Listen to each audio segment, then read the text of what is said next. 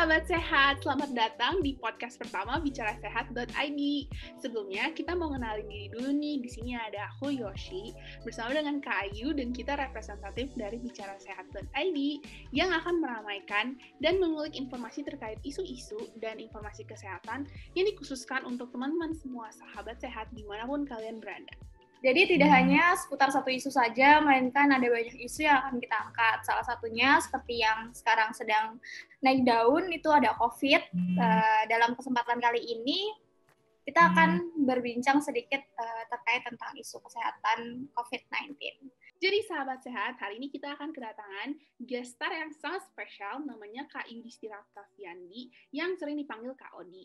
Nah, Kak Odi ini cemerlang banget nih, sejak masa kuliahnya, dia pernah menjadi mahasiswa berprestasi tingkat fakultas dan universitas, dan sekarang sedang bekerja sebagai lab assistant di Tarumanegara Human Cell Technology. Hai Kak Odi. Halo, salam kenal, nama gua Odi. Jadi sebelum kita mulai, sahabat sehat, aku ingin menggambarkan dulu nih virus SARS-CoV-2 atau Severe Acute Respiratory Syndrome Coronavirus 2. Virus ini menyebar melalui tetesan air liur yang muncrat dari mulut, kemudian masuk ke dalam tubuh orang lain melalui mulut, hidung, atau mata. Terus, materi genetik RNA dari virus itu masuk ke sel tubuh manusia dan kemudian membajak sel tubuh manusia tersebut. Saat masa perkembangan, virus menginfeksi sel-sel di sekitarnya, terus masuk ke dalam paru-paru, dan juga bisa merusak jaringan tersebut, makanya sulit untuk bernafas. Infeksi juga bisa menyebar melalui membran mukus dari hidung sampai ke anus. Jadi, virus juga dapat menginfeksi saluran pencernaan dan organ-organ lain. Pasien bisa mengalami kerusakan organ tubuh bukan hanya karena virus nih, tapi juga karena sistem imun yang menyerang sel-sel sehat di saat proses peperangan berlangsung. Alright, let's start. Kita mulai. Oke, selamat malam Kak Ayu, Kak Odi. Terima kasih udah mau hadir di bincang-bincang seru tentang COVID di Bicara Sehat. Pertanyaan yang pertama nih, karena kita semua pengen tahu pemeriksaan COVID di Indonesia itu apa aja ya? Yang sekarang kita tahu, pemeriksaan COVID itu yang dulu ada rapid antibody, kemudian sekarang ada si rapid antigen yang baru, kemudian yang point of care testing itu ada PCR gitu. Kemudian sebenarnya ada lagi yang gold standarnya pemeriksaan virus itu untuk semua virus adalah kultur virus. Nah, tapi untuk sampai sekarang ini kultur virus itu belum visible untuk dilakukan di banyak tempat gitu. Kalau di tempatku itu ada yang namanya gene expert. Jadi itu tuh sejenis kayak pemeriksaan untuk TB gitu loh. Jadi VTM-nya itu tidak dilakukan ekstraksi, tapi langsung dimasukkan ke mesin dan itu langsung keluar hasilnya gitu, kayak sekitar 1 jam langsung keluar hasilnya. Ada nggak sih di Odi? Oh, di tempat aku nggak ada sih, tapi itu basicnya PCR yuk. Iya, basicnya PCR juga. Oh, sama ada satu lagi yang baru tuh di Universitas Sumpah Palapa. Yang apa tuh? Pakai nafas, tahu nggak? Oh, jadi pakai nafas itu terus bisa detect, tapi masih uji klinis. Terakhir aku cari tahu masih uji klinis. Iya. Gitu. Oke. Kak Ayu pengen nanya deh, kalau misalkan yang gene expert tuh kan itu kan semacam uji tes yang reliable buat TB kan. Emang itu di COVID juga bisa?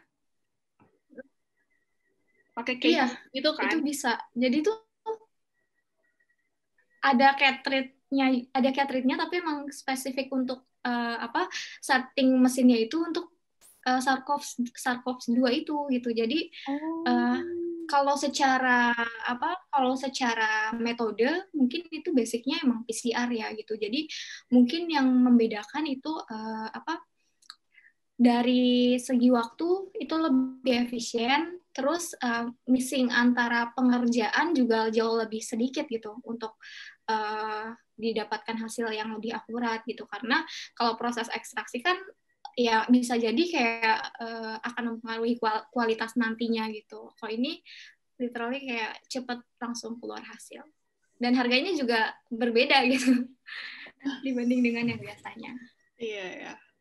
Oke, makasih jawabannya. Pertanyaan selanjutnya, gimana sih caranya menganalisis data, apakah itu positif atau negatif COVID? Kita satu-satu ya. Jadi yang gampang dulu, kan ada pemeriksaan rapid. Jadi ada rapid antibody. Nah, rapid antibody ini yang dicek itu adalah antibody di tubuh kita yang sudah berkembang ketika kita sudah infeksi. Nah, tetapi trade-off dari rapid ini sebenarnya adalah pembentukan antibody itu nunggu waktu infeksi. Jadi ketika pertama kali kita infeksi, itu belum bisa langsung didetek. Padahal di tubuh kita udah ada virusnya nih, gitu. Tapi karena tubuh kita belum bentuk antibodinya, otomatis ketika detect pasti negatif. Padahal saat itu kita sudah bisa menyebarkan virus. Gitu. Jadi kenapa di si rapid antibody itu nggak terlalu bagus, ya kan? Makanya sekarang udah hampir jarang banget dipakai. Nah, yang dipakai itu sekarang adalah si rapid antigen untuk yang rapid. Rapid antigen ini sendiri dia itu meriksa nukleokapsid dari virus. Berarti yang dideteksi itu adalah virusnya langsung. Jadi ketika pertama kali kita infeksi virus, walaupun si virusnya itu dia belum bereplikasi di dalam tubuh kita, tapi kita udah bisa detect gitu. Itu rapid antigen. Nah, makanya sekarang rapid antigen itu sudah mau dikembangkan jadi point of care testing untuk menggantikan PCR. Tapi belum ada ketentuan sekarang dari WHO karena masih nunggu hasil clinical trial gitu. Apakah benar-benar sudah bisa dipakai jadi point of care testing untuk menggantikan si PCR. Nah, karena yang didetect itu si nukleokapsid, bukan spike protein. Jadi kan kalau kita dengar yang baru-baru ini, itu ada masalah dengan varian baru. Nah, varian baru itu kebetulan ada mutasinya itu di spike protein, gitu. Protein di permukaan si virus. Tapi untuk deteksi dengan baik dengan si antibody kemudian dengan si antigen itu tidak mendeteksi spike protein. Jadi tidak ada masalah untuk pengetesan varian lama ataupun varian baru. Tidak ada penurunan efisiensi gitu. Jadi itu yang didetek. Kemudian lanjut lagi ke PCR nih. Nah, PCR itu yang didetek apa? Yang didetek itu adalah gennya. Di sini mungkin gennya itu kita ibaratkan kayak kayak teks proklamasi gitu. Nah, si teks proklamasinya ini kan banyak banget teksnya. Kita tuh nggak bisa detect dari awal paragraf sampai akhir. Kita detect itu cuma beberapa kata. Nah, beberapa katanya itulah yang tadi aku dan Ayu sebut. Jadi beberapa katanya itu ada si RDRP, ada N, ada E gitu. Jadi itu bagian dari teks proklamasinya ini seperti itu. Mungkin ibaratnya RDRP itu paragraf 1, E itu paragraf 2, N itu paragraf 3 gitu. Jadi kita tuh cuma ngecek frasa-frasanya aja di dalam si teks proklamasi gitu. Nah, pengecekannya itu beda-beda frasanya yang mau dicek berdasarkan si manufakturnya. Jadi kalau misalkan tadi aku bilang di Amerika dia itu ngeceknya N1 dan N2 gitu paragraf terakhir misalkan. Terus kalau si Cina itu dia ORF1AB dan N paragraf depan dan akhir. Kemudian ada juga yang ngeceknya itu gen E paragraf di tengah. Jadi kayak gitu. Nah, yang di-detect langsung karena kita langsung ngecek si manuskripnya itu langsung si virusnya, berarti kita langsung ngecek gen si virus gitu. Jadi akurasinya itu yang paling tinggi untuk point of care testing. Kemudian yang terakhir yang aku bilang ada gold standarnya banget nih pemeriksaan itu adalah kultur virus. Kultur virus itu gimana? Jadi kita membiakkan si virusnya gitu. Jadi kalau misalkan ketika dibiarkan dia berhasil, jadi banyak virusnya, berarti benar kita awalnya punya virus. Tapi ketika kita berusaha membiarkan virusnya, tapi ternyata virusnya tidak tumbuh, berarti si virusnya itu mungkin awalnya sudah menginfeksi kita, tapi sudah dinetralisasi, jadi dia nggak bisa memperbanyak diri lagi, berarti sudah aman seperti itu. Jadi bedanya antara semuanya tadi itu intinya sebenarnya adalah kalau rapid antibody itu dia nggak meriksa virusnya langsung, tapi untuk pemeriksaan yang lain itu dia langsung meriksa virusnya ada atau tidak. Kalau untuk e-gene, RDRT, engine gitu itu bisa diibaratkan kayak lapisan kulit kita nggak sih, Ot? Misalnya kayak RDRT Iya, itu bagian benar. mesoderm. Bagian terluar Benar-benar. itu Itu apa? kalau di ininya ya, itu untuk berarti dibentuk virusnya gitu ya, maksudnya Ayu ya. Iya. Iya, jadi yang bagian luar itu sebenarnya ada beberapa. Jadi untuk yang menonjol, kalau misalkan kita lihat di gambar virusnya itu ada spike protein, tapi ada juga si membran glikoprotein gitu. Jadi sebenarnya ada beberapa. Kemudian ada si envelope, baru N ya yuk. Iya benar. Envelope baru si N itu di dalam. Jadi yang paling luar itu si spike sama membran glikoprotein, kemudian di dalamnya ada envelope, baru di dalamnya lagi ada nukleokapsid atau N. Gitu.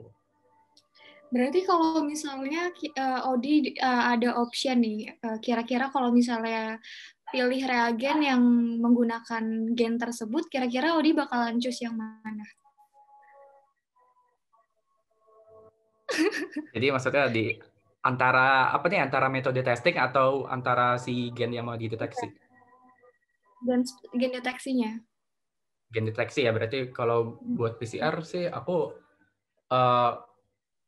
yang pasti pertama kita nggak boleh pilih satu gitu. Nah jadi itu ada di, aku nggak tahu ya, ada di beberapa tempat yang dia tuh ngeceknya satu doang. Jadi karena mereka berusaha untuk memenuhi keinginan pasien. Pasien kan pasti inginnya negatif. Nah jadi dia sengaja gitu ngeceknya satu doang, biar kemungkinan positifnya tuh lebih kecil kan gitu. Itu nggak bagus ya, itu nggak boleh dicontoh. Iya, jadi kalau misalkan aku pilih, yang pasti nggak pilih satu, aku pilih 2 atau 3.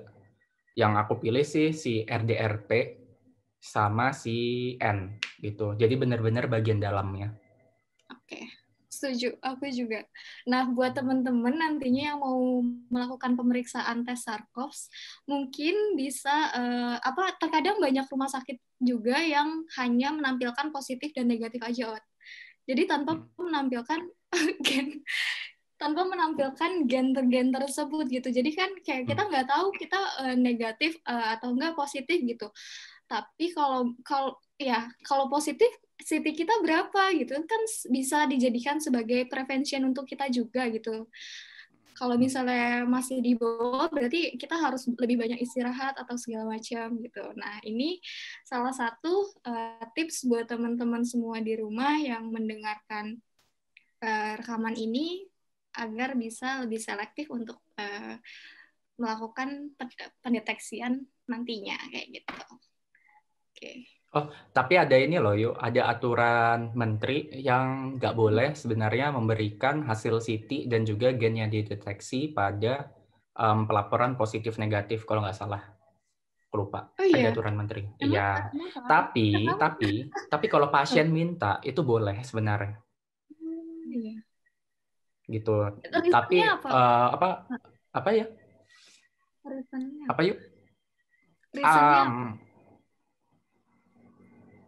Aku pokoknya lupa, ada Kemenkes gitu, Permenkes atau ya semacam peraturan itu yang nggak memperbolehkan itu ya, karena di Indonesia itu beda-beda gitu loh, apa gen yang dipakai, terus cut off CT-nya gitu. Jadi kayak lebih baik ya udah itu semua adalah tanggung jawab masing-masing dokter gitu. Jadi ya sudah, hanya perlu tahu positif dan negatifnya saja si pasien gitu. Tapi sebenarnya kalau minta pasiennya boleh. Aku mau nanya lagi deh, tadi aku penasaran yang kakak bilang kultur virus, kalau misalkan gennya, misalnya virusnya dikultur, terus ujung-ujungnya negatif, itu bisa menjadi kasus OTG nggak sih? Misalkan ada orang yang sebenarnya dia nggak menderita COVID, cuman ya dia membawa partikel-partikel virus. Kalau misalkan dia tes pemeriksaan COVID tapi menggunakan kultur virus, itu bisa terjadi nggak, Kak? Oke. Jawabannya adalah tidak. Gitu. Nah, itu jadi bagusnya si kultur virus. Kenapa itu jadi gold standard banget? Sebab walaupun misalkan ada virusnya nih, kita deteksi kalau pakai PCR dia masih positif, kalau pakai antigen masih positif. Tapi ternyata virusnya itu sudah ternetralisasi oleh antibodi. Nah, kalau sudah ternetralisasi oleh antibodi, otomatis dia nggak bisa bereplikasi ketika di kultur. Gitu. Jadi pemeriksaan yang PCR-nya positif, rapid-nya positif, tapi kulturnya nggak bisa replikasi, dia fix banget negatif. Jadi artinya apa? Artinya ya sudah walaupun dia punya virus di tubuhnya, tetapi dia nggak bisa bereplikasi gitu. Jadi aman gitu. Itu nggak sih Kak yang statusnya non reaktif? Non reaktif itu rapid nggak sih? Ya.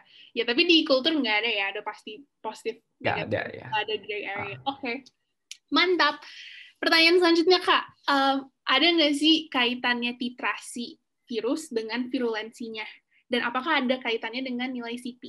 Gini, sebenarnya CT itu CT itu nggak hanya berkaitan dengan titrasi virus. Tidak hanya berkaitan, kita nyebutnya bukan titrasi virus ya, tapi kalau di virus itu viral load. Nah, kalau antibody kita ngomongnya antibody titer gitu, titrasi antibodinya. Tapi kalau virus viral load.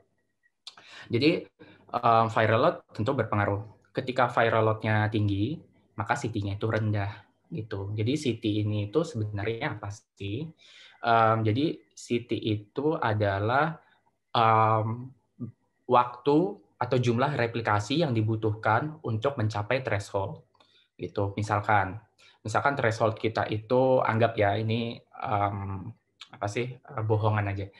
Si threshold-nya itu adalah cut 1000 gitu atau cut off-nya itu adalah si 40 gitu.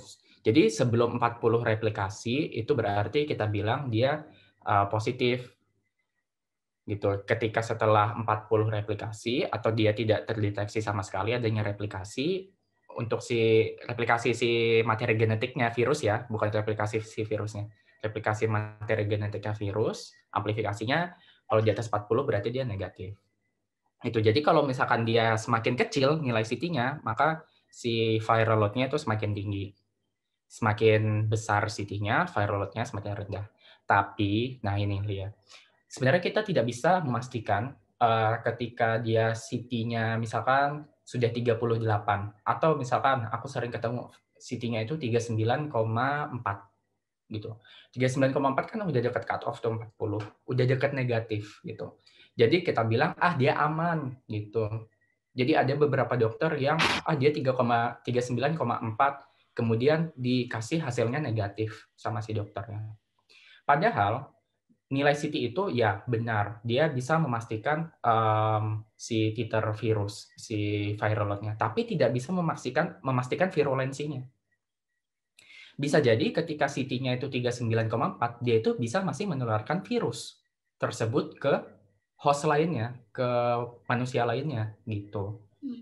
Jadi nggak ada, sampai sekarang itu kita belum punya data kalau yang menyatakan bahwa kalau misalkan viral load-nya sekian, atau kalau misalkan CT dari hasil PCR-nya sekian, dia sudah tidak menularkan virus lagi, gitu. Justru sebenarnya yang paling berbahaya itu adalah si penularan virusnya ini. Ketika kita CT-nya bilang 39,4, padahal dia jelas-jelas masih positif, kalau berdasarkan mesin, tapi dokternya kekeh untuk memberikan hasilnya negatif, karena sudah dekat negatif, karena paksaan dari pasien juga, gitu kan. Ya itu sangat berbahaya sebenarnya buat surveillance kita gitu. Malah sebenarnya dalam keadaan krusial seperti ini itu lebih baik false positif gitu. Lebih baik salah mendiagnosis orang positif daripada kita sengaja mendiagnosis orang negatif gitu. Yang malah bisa menyebabkan virus itu makin menyebar di masyarakat. Tapi terkadang bagusnya ada rumah sakit yang ketika pasien tersebut didiagnosis misalnya sudah negatif gitu, itu udah melebihi cut off-nya 40. Nah, pasien tersebut harus swab lagi dalam jangka waktu 1 minggu atau 2 minggu setelah pasien itu dinyatakan negatif gitu. Jadi ada konfirmasi. Oh iya, ada yang kayak gitu. Ada. Tapi nggak banyak ya, cuma beberapa rumah sakit aja. Bagusnya gitu. Nggak boleh promosi rumah sakit ya kita ya?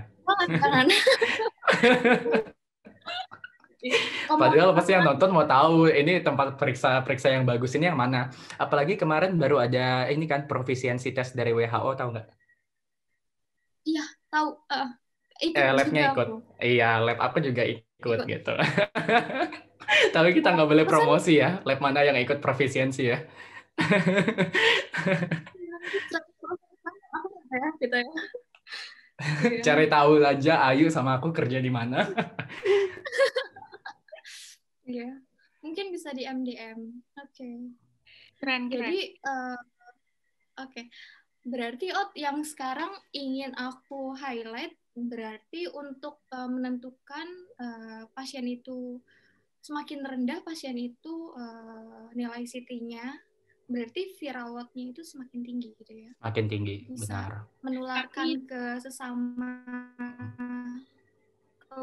Kalau viral load-nya tinggi, jelas pasti dia menularkan gitu. Ini Ayu terpotong-potong, jadi aku tebak-tebak aja ya pertanyaannya. Tapi Kak, itu nggak menjanjikan tingkat virulensi SARS-CoV-2-nya kan? Maksudnya tingkat viral load-nya itu nggak menjamin apakah virus ini dapat menularkan kepada... Iya. Jadi virusnya bisa aja sedikit, tapi dia sangat virulen gitu. Oke, ya teman-teman hati-hati ya. Pokoknya selalu menjaga protokol kesehatan. Oke, next question. Kak, bisa nggak sih ada false di antara pemeriksaan itu? Kayak misalkan nih di PCR, ada yang, misalkan PCR udah gold standard untuk COVID-19, tapi masih bisa nggak ada possibility dia false? Kalau possibility false itu pasti ada gitu. Kalau di PCR, itulah kenapa digunakan 2-3 gen. Tujuannya apa? Untuk meningkatkan akurasi gitu. Jadi 2 gen sebenarnya udah cukup gitu untuk meningkatkan akurasinya. False-nya itu biasanya terjadi di mana memang cross reactions. Jadi sudah ada penelitiannya, apakah PCR itu bisa menimbulkan cross reactions dengan si gen-gen selain dari si SARS-CoV-2. Cross reactions ini yang menyebabkan adanya false positif. Jadi ternyata dia nggak kena coronavirus, nggak kena COVID-19, tapi dia PCR positif. Nah, ternyata yang teramplifikasi gennya virus lain. Itu bisa. Tapi berdasarkan hasil tes tersebut, penelitian tersebut, itu untuk virus-virus yang biasa ditemukan, misalkan influenza, kemudian virus yang sering tersebar di lingkungan gitu, terutama yang seasonal, itu nggak ada cross reaction sama sekali gitu. Nah, cross reactions-nya itu dengan apa? Dengan SARS-CoV dan MERS. Tapi kalau misalkan kita trace back balik, SARS-CoV dan MERS itu sekarang itu jumlah kasusnya sudah sangat sedikit. Atau misalkan bisa juga dia cross reactions-nya itu dengan coronavirus yang lainnya yang tersebar di alam, tapi bukan yang berbahaya. Itu bukan si SARS-CoV-2, bukan MERS, bukan SARS-CoV yang dulu itu. Itu bisa banget. Tapi semua itu angkanya sangat kecil. Kemungkinannya itu sangat kecil, apalagi sudah dideteksi dengan 2 gen.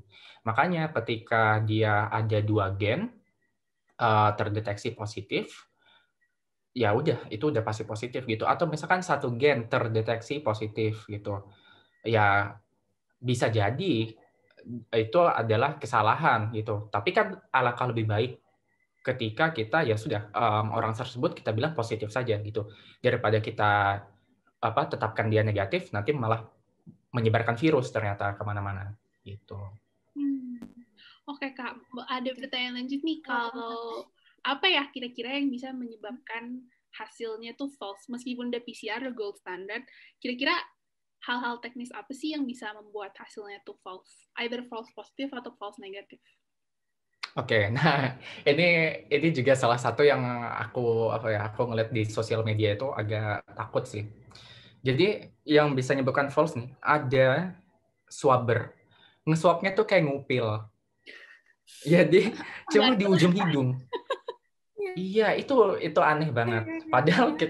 Padahal sudah jelas-jelas kalau misalkan virusnya itu adanya di nasofaring, di orofaring, atau bahkan anal gitu. Nggak ada yang di ujung hidung gitu, gelitik-gelitik doang kayak ngupil, itu nggak ada gitu. Nah, aku pernah lihat di salah satu Instagramnya influencer lah gitu. Lebih tepatnya dia motivator ya, bukan influencer. Instagramnya motivator. Dia lagi dites, kemudian dia di swab. Terus swabnya itu nggak dicolok ke dalam, tapi ujung swabnya itu cuma diubek-ubek di hidung aja gitu. Kayak ngupil, persis kayak ngupil gitu. Nah, kalau yang seperti itu, kalau misalkan viral load-nya dia lagi rendah, pasti nggak akan terdeteksi. Kecuali dia benar-benar sakit gitu, viral load-nya lagi tinggi-tingginya gitu. Mungkin di hidung aja dia bisa dapat virusnya. Tapi kalau viral load-nya lagi rendah, baru infeksi pertama kali gitu, ya dia nggak akan bisa, pasti akan jadi negatif gitu. Nah, aku nggak tahu apakah yang seperti itu adalah sengaja atau tidak. Karena balik lagi, kan orang itu, pasien itu maunya negatif. Jadi mungkin ya si swabber, kemudian si, aku nggak tahu, dokter dan apa sih, lab specialist-nya itu emang sengaja gitu. Agar apa ya, prosedur tetap dilakukan, tapi tidak sesuai dengan protokol yang sebenarnya. Agar hasilnya negatif. Ya mungkin demikian. Sama seperti halnya kalau di lab tadi, itu kan di swab ya. Di lab mungkin ada yang kayak, aku nggak tahu, mungkin dia sengaja nge-detect-nya cuma satu gen doang untuk memperkecil kemungkinan positif gitu. Atau misalkan dia si volumenya yang dimasukkan itu nggak sesuai, itu juga banyak yang bisa menyebabkan dia jadi negatif gitu. Berarti di sini kita udah bisa menyimpulkan ya bahwa banyak lab juga yang tidak sesuai dengan yang seharusnya gitu. Jadi ya pintar-pintar milih laboratorium juga untuk teman-teman di sini yang mau melakukan deteksi. Kalau tambahan dari aku, ya untuk tenaga laboratoriumnya juga turut berpengaruh sih terkait hasil pemeriksaan. Di mana di sini banyaknya memang orang-orang yang terpilih itu dari yang memiliki basic PCR atau enggak biologi gitu misalnya, atau analis kesehatan yang memang sudah biasa. Jadi tidak untuk mengurangi missing biasanya ya itu harus dengan kehati-hatian.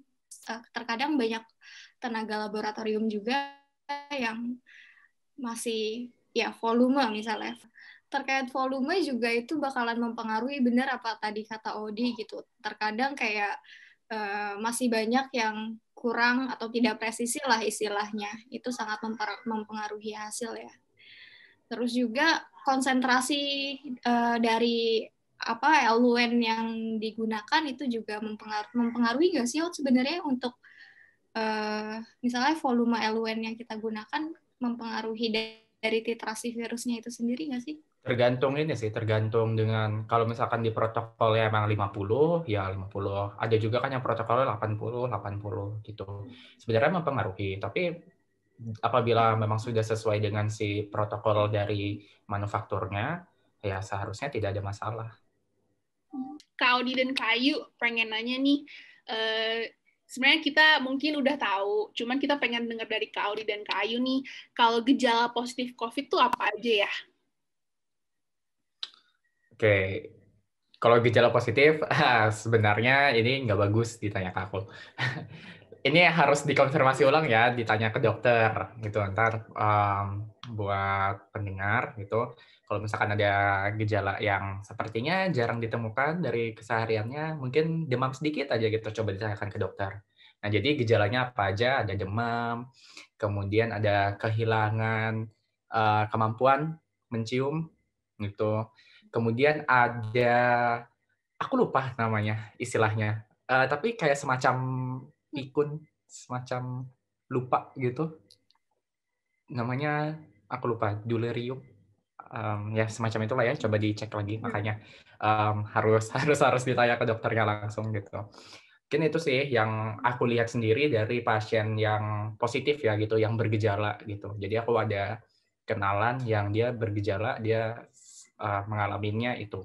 Dan itu signifikan banget gitu. Ketika dia sudah mengalami itu, pas kita tes CT-nya itu pas lagi tinggi-tingginya, sekitar 15 sampai 18 gitu. Jadi viral load-nya lagi tinggi-tingginya maksudnya. CT-nya rendah banget gitu.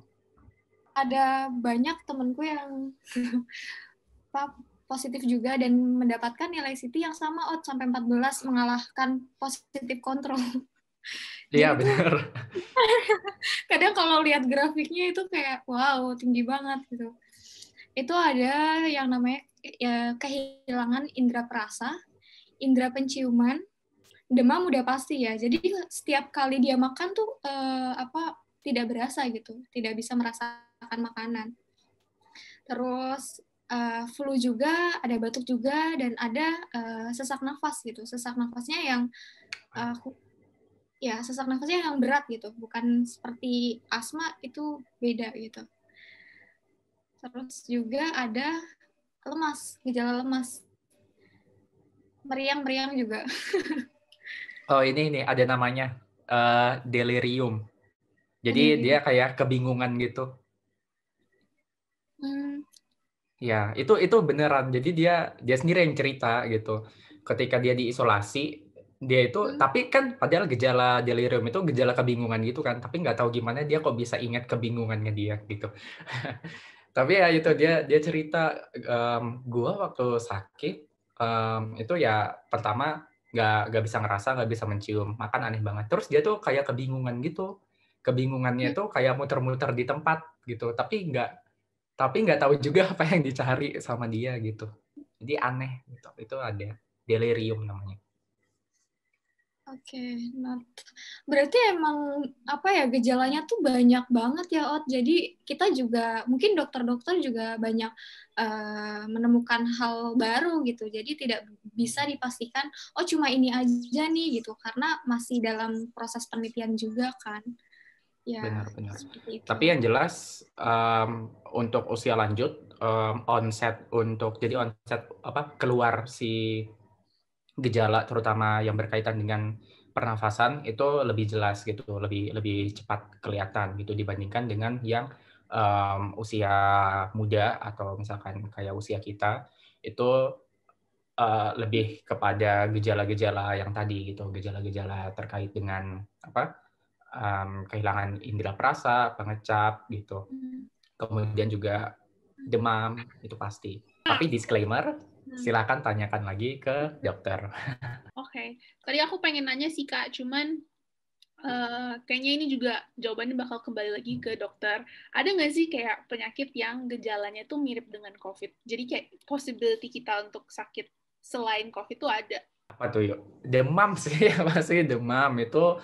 Demam itu kan respon tubuh gitu untuk melawan penyakit. Gitu. Jadi nggak bisa. Makanya ketika kita demam, itu harus tahu juga kita ada ngerasa nggak pernafasan itu berubah, perasa berubah gitu. Karena itu yang jelas gitu. Karena kan dia di saluran pernafasan menyerangnya gitu. Jadi yang pasti yang terkait dengan daerah tersebut gitu. Ada juga yang diare. Nah, aku lupa mention tadi. Karena makanya ada juga yang diperiksanya itu dengan anal, swab anal. Iya. Gitu. Yang biasanya dia susah diambil sampelnya dari nasooro, dia swab anal. Termasuk bayi. Bayi biasanya swab anal. Berarti sistem ekskresi ya, Ot, yang berpengaruh juga gitu. Maksudnya kayak Iya, ada masuk juga. ke... Karena kan dia nyerangnya ACE ya, ACE2 ya. ACE2 itu dia ada ditemukan di saluran pencernaan juga. Makasih Kak. Oke, pertanyaan selanjutnya. Boleh nggak kita minta penjelasan Kakak, singkat aja, tentang gen-gen yang dideteksi pada SARS-CoV-2, seperti gen ORF1AB, or E gene, atau RP or engine. Ini penjelasan apanya nih? Kalau misalkan yang tadi kan sebelumnya udah aku jelasin jenis-jenis gennya. Yang diperiksa itu tadi si gen E, RDRP, segala macam itu ibarat frasa atau paragraf pada naskah proklamasi itu. Tapi kalau misalkan di gennya sendiri, di whole genomnya, itu si gen-gen itu ya yang mengekspresi bagian-bagian dari si virus COVID ini gitu. Si ORF1AB misalkan, ORF1AB itu dia sebenarnya di dalamnya itu ada 2 gen gitu. Ada si RDRP sama aku lupa satu lagi itu helikase kalau nggak salah. Kemudian itu buat apa? Itu buat si replikasi virusnya gitu. Jadi kalau misalkan dia nggak punya gen itu, dia nggak bisa replikasi. Kemudian ada juga si membran glikoprotein, kemudian ada si envelope dulu, kemudian ada si spike glikoprotein gitu, si protein spike. Kemudian ada apa lagi ya? Itu sih yang umumnya dipakai untuk pemeriksaan ya. Berarti mungkin dia ada yang tambahkan yuk yang kurang.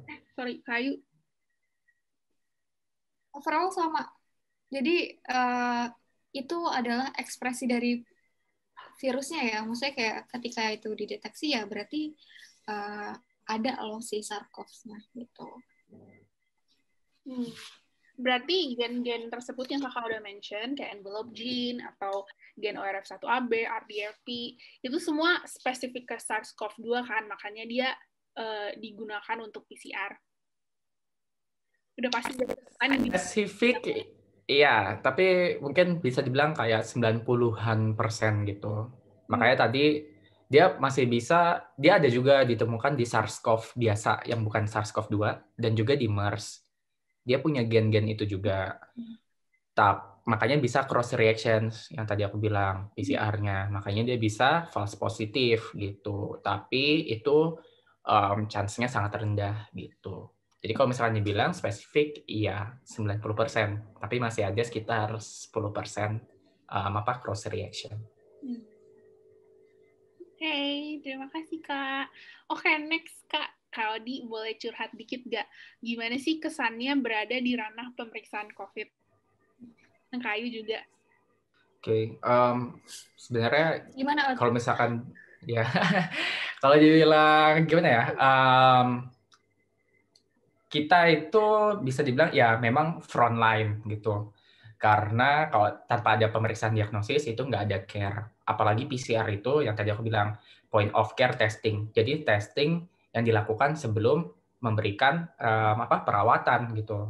Jadi krusial gitu. Jadi ya memang di frontline. Tapi gimana ya? Kalau misalkan dibilang kalau perang nih, apakah lebih berbahaya kita kehilangan nyawa yang di lab ini, yang di bench, atau yang ketemu pasien? Itu sebenarnya yang ketemu pasien. Karena kalau yang di bench itu kita bisa kontrol gitu loh semuanya. It depends on us gitu. Kalau kitanya kerjanya serabutan gitu, barbar, ya chance kenanya itu besar. Kayak ada di beberapa lab yang seperti itu, yang cuma pakai APD-nya apa doang gitu, nggak yang standar gitu. Tapi kalau misalnya kita kerjanya rapi, hati-hati, sesuai standar, ya itu kita aman. Beda dengan frontliner lainnya, yang ketemu pasien langsung. Kan tergantung pasiennya, gitu. Nggak bisa cuma tergantung diri kita, tergantung dengan orang di kanan kiri kita, gitu. Jadi kalau misalkan dibilang berbahaya atau enggak, ya berbahaya, tapi kita masih bisa kontrol gitu. Kalau untuk di pemeriksaan COVID. Terus kadang juga pressure-nya buat kita terutama yang misalkan mau sampel-sampel sito ya. Sampel-sampel sito itu sampel yang biasanya hasilnya harus keluar cepat karena dibutuhkan misalkan untuk operasi gitu. Jadi atau misalkan kalau sekarang kita sudah tahu kasusnya makin banyak lagi, IGD makin penuh, ruang makin penuh, jadi harus benar-benar pasien yang positif yang ditaruh dan yang bergejala gitu. Jadi kita harus buru-buru cepat mengeluarkan hasil gitu. Nah, itu pressure juga gitu. Jadi kadang harusnya udah jam pulang terus nggak jadi pulang gara-gara ada si sampel yang harus dikerjakan karena pasiennya sito gitu. Ada juga yang udah meninggal misalkan. Jadi dikasih tahu nih sampelnya datang terus tiba-tiba ditelepon, halo pasiennya sudah meninggal gitu. Nah mau dites ini meninggalnya karena COVID atau bukan gitu. Karena nanti kan proses penguburannya berbeda ya, proses pengurusan jenazahnya berbeda. Nah itu juga jadi pressure kadang buat kita karena tiba-tiba yang kita sudah desain pekerjaannya untuk waktu sedemikian rupa agar kita hati-hati juga, tapi malah harus dicepet-cepetin gitu. Yang dimana kita harus kadang memotong beberapa ya protokol keselamatan istilahnya gitu. Bisa jadi ada memotong beberapa protokol keselamatan. Ya, sebenarnya perlu gitu membantu dan menjadi garda ya untuk pemeriksaan ini. Karena ya seperti yang Odi bilang, karena kalau misalnya kita tidak melakukan tes ini, gimana kita bisa tahu gitu pasien itu positif atau enggak. Tapi ya itu semakin bertambahnya kasus, aku pernah mengalami di mana sehari itu bisa sampai 2.000 pemeriksaan. Dengan jumlah orang itu hanya 12 orang. Itu beneran kayak lab itu nggak berhenti 24 jam gitu. Jadi ya sekali running coba 93 dibagi 2.000 dibagi 93, kita berapa puluh kali running gitu untuk melakukan testing itu gitu. Jadi kayak ini wow, kasusnya sebanyak itu gitu. Mungkin di sini notes juga buat teman-teman semua yang mendengarkan, tetap mematuhi protokol kesehatan karena kami di sini, Odi dan aku juga pasti merasakan ya di mana tidak tidur selama 24 jam untuk melakukan ya tes COVID paling itu. Kalau di tempat Ayu kan dikerjain semua ya. Nah, kalau di tempat aku itu sehari itu PCR-nya cuma 3 kali. Nah, jadi sering banyak backlog. Nah, jadi yang backlog itu tiba-tiba ditelepon, halo, pasiennya sudah meninggal gitu. Jadi sampelnya harus dimajuin. Jadi ya gitu, itu ironis banget. Maksudnya kan gitu kan, masalah kita nggak bisa tiba-tiba harus memprioritaskan orang yang kita, maksudnya kan kita nggak tahu dia lagi kritis atau enggak gitu kan, nggak ada tulisannya pasien kritis tolong didulukan, enggak gitu. Sampel sito itu adalah sampel yang misalkan dia mau operasi, mau karena memang butuh perawatan cepat gitu. Tapi kalau misalkan antriannya emang udah terlalu banyak dan kita kapasitasnya ngerjakan cuma sangat lebih kecil daripada sampel yang datang, ya otomatis kejadiannya seperti itu. Halo, pasien nomor segini, mohon ditunggu cepat karena sudah meninggal. Jadi butuh untuk protokolnya, apakah dia meninggal karena COVID atau bukan gitu. Itu sih itu ironis banget gitu. Jadi seperti itulah teman-teman semua gambaran lapangan di laboratorium gitu. Kita nggak tahu ya di UGD kayak gimana, terus di IGD kayak gimana, dan di ruang rawat inap juga kayak gimana. Pasti udah kayak nggak kebayang gitu fullnya pasien COVID itu sekarang seperti apa gitu. Oke, thank you kakak atas curhatannya. Selanjutnya nih Kak, nih pertanyaan terakhir. Kita pengen minta opini kakak. Menurut kakak, Indonesia itu kalau dibandingkan sama negara lain, terserah nih kakak mau bandingin sama negara berkembang atau negara yang lebih nggak berkembang dari Indonesia, kita tuh posisinya di mana sih dalam keberhasilan mendeteksi COVID-19 secara keseluruhan di negara kita? Odi dulu deh, Odi. Oke, kalau misalkan dibilang berhasil atau enggak, aku bingung tolok ukurnya sebenarnya apa gitu. Sebenarnya tolok ukur berhasil atau enggaknya itu adalah positivity rate. Kalau based on data ya gitu. Jadi semakin kecil positivity rate berarti semakin besar populasi yang kita deteksi gitu. Jadi kalau positivity rate-nya rendah, berarti itu si sampel yang kita koleksi itu banyak banget gitu. Makanya positifnya jadi terlihatnya kecil. Tapi kalau positivity rate-nya itu besar, berarti sampel yang kita koleksi itu sedikit, atau bahkan yang sampel yang kita deteksi itu hanya yang positif. Jadi tidak memenuhi kebutuhan tracing gitu. Padahal tracing itu yang diperiksa bukan cuma yang positif, tapi yang negatif juga gitu. Nah itu sih aku agak dilematis gitu. Jadi ketika bilang berhasil atau enggak, sebenarnya kita dibilang based on positivity rate enggak gitu. Tapi dilemanya adalah ya mau gimana, kita nggak bisa ngetes sebanyak itu gitu loh. Jadi sekarang positivity rate-nya Indonesia itu salah satu yang besar. Kenapa? Karena yang dites, kalau di tempat aku nih sekarang, yang dites itu adalah yang dia udah antigen, rapid antigennya itu udah positif, baru dites. Jadi di tempat aku itu hampir 50% lebih sekarang itu ada positif gitu, karena ya tadi dia udah pasien rujuk, udah positif di antigennya dulu. Nah, padahal untuk tracing, padahal tujuannya tes itu bukan cuma untuk nanti dia tahu positif atau enggak untuk saat itu saja, tapi untuk tracing terus-menerus kan gitu. Jadi banyak pasien di luar sana yang antigennya itu negatif, padahal mungkin dia punya virusnya, jadi false negatif, itu masih berkeliaran. Itulah kenapa kasus kita itu besar gitu. Nah, mau dibandingkannya sama siapa gitu yang positivity rate-nya itu rendah?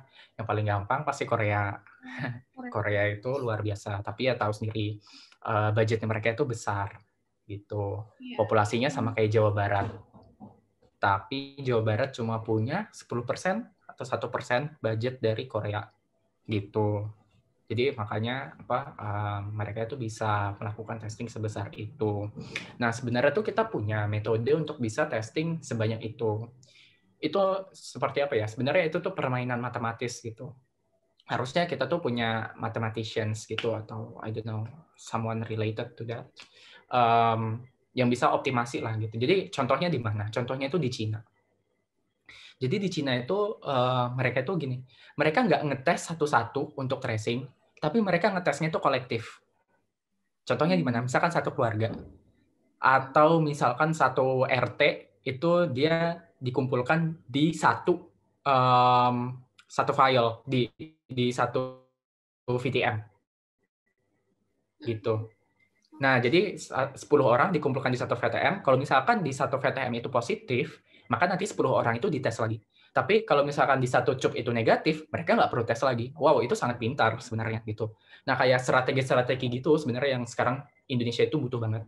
Biar nggak biar nggak bergantung dengan si rapid antigen gitu, yang belum jadi gold standarnya sekarang, yang belum jadi point of care testing gitu. Tapi rapid antigen yang tadi aku bilang sekarang itu lagi mau diajukan sebagai point of care testing untuk menggantikan PCR, which means dia bakal semacam jadi gold standar baru gitu. Tapi kita masih belum tahu progresnya gitu. Di Eropa itu sudah ada beberapa negara yang pakai rapid antigen untuk pengecekan massal, Slovakia contohnya gitu, karena dia berdasarkan result preliminary dari UK kalau nggak salah. UK itu juga mau ganti gitu point of care testingnya itu pakai si rapid antigen gitu. Thank you, Kak. Menurutku itu juga membantu, tahu yang kemarin ada kebijakan mau kemana-mana pas liburan tuh harus pakai antigen, pakai PCR, itu juga kayak membantu Indonesia dalam screening menurut aku. Karena ya betul yang kau dibilang tadi, kayak kalau yang di lab tuh biasanya yang most likely positif atau probable COVID deh, maksudnya yang negatif pun pasti mungkin dia menunjukkan gejala klinis. Ibaratnya kayak orang itu ke dokter dulu baru diterima. Kalau at least ada kemajuan sih, kayak ada data yang bisa menggambarkan populasi Indonesia, nggak cuman populasi yang kira-kira bakal COVID. Tapi yang jadi masalah sekarang itu sebenarnya ini sih karena kemunculan vaksin gitu. Jadi ya tahulah, maksudnya media itu menjual dirinya dia sesuai dengan demand-nya masyarakat kan. Masyarakat itu sekarang butuh apa sih dari berita? Butuh hope, butuh harapan gitu. Makanya yang dijual oleh media itu adalah harapan tersebut. Oh, ada vaksin udah datang, ini gini. Padahal sampai sekarang pun vaksinnya belum disuntikan. Iya kan? Betul. Gitu. Jadi kayak apa ya? Premature glory gitu buat di masyarakat gitu. Jadi kayak oh yes, kita sudah selesai nih, udah 2021, udah ada vaksin, tapi udah premature gitu, glory-nya udah keduluan gitu. Nah, gara-gara itu akhirnya makanya meningkat lagi kasus kita gitu. Jadi itu yang sangat disayangkan sih sekarang, bahwa media itu berusaha untuk memenuhi demand tadi, tapi bukan berusaha untuk menyebarkan berita yang sebenar-benarnya, yang sekarang, yang memang seharusnya dibutuhkan gitu. Tapi mereka malah menyebarkan berita yang diinginkan gitu, yang diinginkan masyarakat, bukan yang dibutuhkan. Yes. Buat kalian semua yang ingin melakukan pemeriksaan, pertama, coba cari tahu dulu tempat lab kalian periksa atau rumah sakit kalian periksa, itu mereka melakukan pemeriksaannya dengan metode PCR yang bagaimana gitu. Kalau misalkan tadi PCR yang bagaimana, berarti ditanya pakai gen apa saja yang dideteksi gitu. Kemudian kalau misalkan emang kalian ingin lebih detail, tanyakan saja CT-nya berapa gitu. Walaupun sebenarnya itu tidak direkomendasikan oleh Kementerian Kesehatan, tapi kalau kalian tanya itu kalian bisa. Nah, kemudian yang kedua apa? Ketika kalian mau tes secara continuous, jadi maksudnya mungkin kalian itu sibuk banget dan kalian harus pergian kemana-mana, kalau bisa tesnya itu di tempat yang sama. Kenapa? Karena yang tadi, di tempat yang berbeda itu bisa menggunakan gen yang berbeda untuk pemeriksaan. Kalau menggunakan gen yang berbeda, apa yang terjadi? Bisa jadi di tempat A kalian itu negatif, tapi di tempat B kalian itu positif, karena gen yang diperiksa berbeda. Jadi kalau misalkan memang mau melakukan pemeriksaan rutin, itu cobalah di tempat yang sama, gitu. Selain daripada si gen yang dipakai, itu juga si swabbernya sih, gitu. Jadi kalau misalkan di rumah sakit A, itu nanti dia nge-swabnya sudah sesuai dengan protokol gitu. Tapi kalian kalau ke tempat B, itu dia nggak sesuai protokol. Nah, itu nanti bisa mempengaruhi si hasil. Terus nanti kalian malah bingung gitu. Kok yang satu dibilangnya positif, yang satu dibilang negatif, padahal periksanya cuma bedanya sehari doang, misalkan seperti itu ya. Oke, jadi itu sih saran aku buat kalian. Coba dicek lab-nya, kemudian kalau bisa konsisten di tempat itu aja kalau misalkan sudah memang mau melakukan pemeriksaan rutin. Itu sih. Thank you so much, Odi. So insightful. Iya. Terima kasih banyak, Odi. Ya, sama-sama. Oke, sahabat sehat, terima kasih sudah menyimak bincang sehat pada hari ini hingga selesai. Sekiranya video ini bermanfaat, teman-teman bisa sebarkan ke kerabat, ke sahabat, ke teman, dan ke semuanya agar mereka mendapatkan informasi yang berguna juga tentunya. Terima kasih. Terima kasih sahabat, sehat-sehat ya.